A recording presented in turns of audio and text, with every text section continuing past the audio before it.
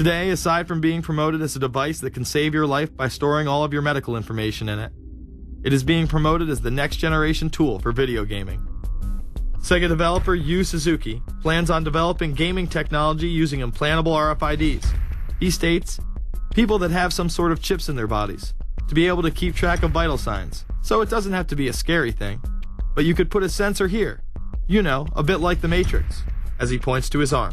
It's not really something only in the future. Some people already have them, chips in their bodies. Suzuki is correct. It has never been easier to order a microchip online and implant it under your skin. Microchips implanted in your hand, arm, or shoulder is just the beginning. Some have already taken implantable brain chips that may enable the blind to see again, the deaf to hear, and much, much more, including the ability to download information directly into the brain and instantly communicate with anyone in the world, creating a worldwide mind. It's very interesting that the way that the New World Order is going is moving towards a system that is identical to that, whether it's going to be an implantable microchip, an RFID, a thumb scan, whether it's going to be some sort of a tattoo. Imagine a planet where every human being is required to be chipped at birth. This would be the final tool implemented in a command and control world government system in which the elite rule the masses with total control of their lives.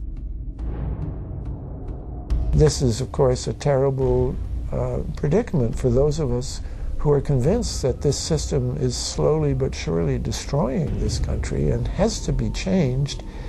But we can't count on the elected presidents to do it, and we can't count on the elected Congress to do it. We somehow have to mobilize the technological resources of the internet to create some kind of new political force in this country. So is there anything else about the ruling class we should know? Politicians, business leaders, and media figures are often portrayed as pillars of morality while they describe themselves as Christian conservatives. Nothing could be further from the truth. In reality, many of the elite are groomed at a young age to take part in occult rituals. Those who attend Yale are indoctrinated into the Order of Skull and Bones, an elite secret society cloaked as a fraternal order. Yale University is 300 years old this year, and were you to visit its campus, you would see that it still has exotic clubhouses, which look like tombs where Yale's legendary secret societies meet.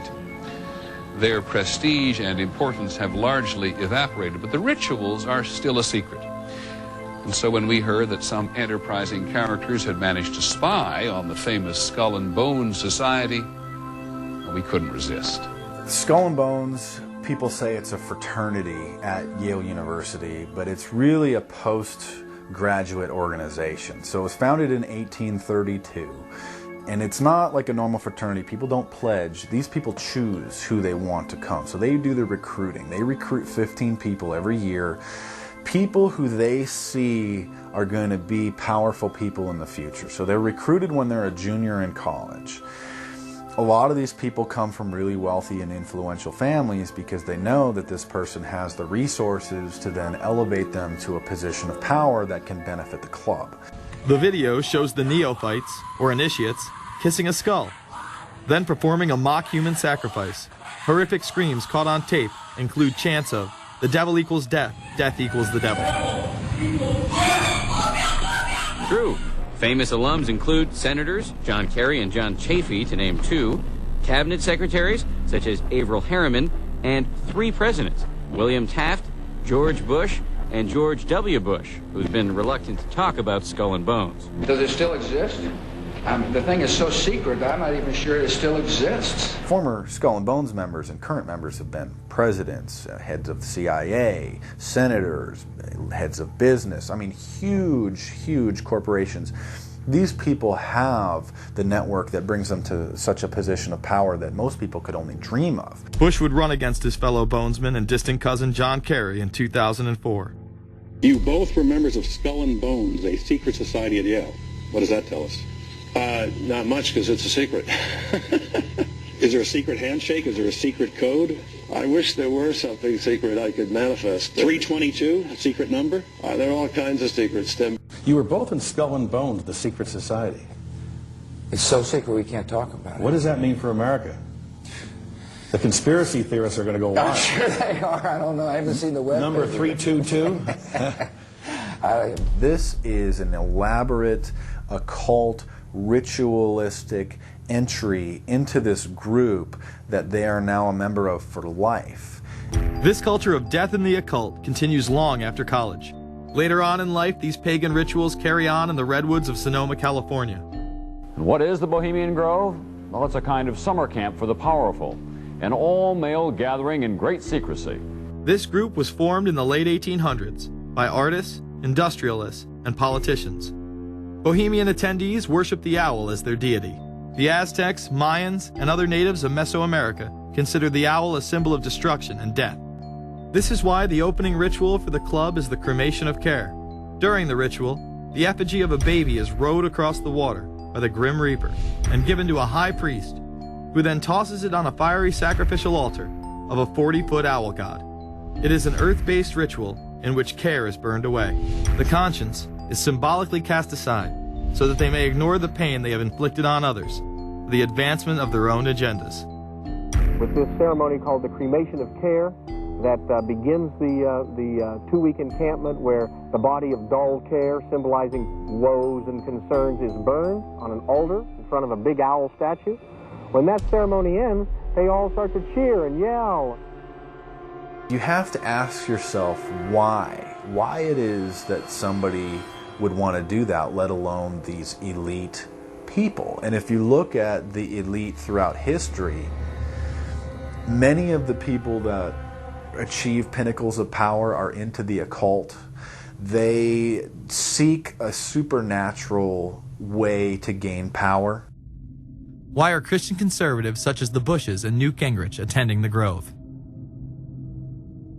And I recognize I'm not going to be invited to Renaissance Weekend or that Bohemian deal where Newt, Rush, and Dick all sit in a teepee naked beating on tom-toms. Why does the media barely mention the Grove? Because many of them are in attendance. Late political cartoonist Phil Frank of the San Francisco Chronicle draws a reporter thinking about his loyalties to Bohemian Grove as he takes notes for a story. Stories about what happens in these redwoods are hard to come by. A campground statue reminds Bohemians to keep their mouths shut about the Grove. Many world events have been shaped at the Grove, including the creation of the atomic bomb. Discussions at the Grove in the 1930s helped lead to the development of nuclear power and the atomic bomb. Every Republican president since Calvin Coolidge has been a member, as well as many Democrats, including Jimmy Carter. If you look at the membership lists of the Bohemian Grove and the Council on Foreign Relations, the Bilderberg Group, a lot of the key level people are overlapping and are involved in numerous groups. In addition to pagan rituals that take place there, this all-male club also deals with darker themes through the plays Montezuma, which feature Aztec human sacrifice, and Faust, which feature Mephisto. Some of these plays are disturbingly flamboyant. Many of the elitists have a penchant for cross-dressing and singing show tunes. Perhaps that is why much of the all-male staff also happen to be homosexuals. Well, each year, many of them seem to have a stunt or try to come up with a stunt. Last year, in 1980, the popular button was Free the Fortune 500. Bohemian Grove that I attend one time at a time. It is the most faggot goddamn thing you will ever imagine. In 2004, the New York Post reported that gay porn star Chad Savage would be servicing moguls at the Bohemian Grove. In recent years, several politicians have been outed in scandals, including Senator Larry Craig, who tried to solicit sex from an undercover officer in 2007. Even more shocking, it was revealed in 2004 that right-wing blogger James Guckert, who had unprecedented access to the White House during the Iraq War, was actually Jeff Gannon, a madam and male prostitute for MilitaryStuds.com. During his 2 years writing for GOP USA and Talon News, Gannon officially made over 200 appearances at the White House. Oddly enough, over 24 of these visits would take place when there were no scheduled briefings. He failed to check in or out with the Secret Service on many other occasions, coming and going as he pleased.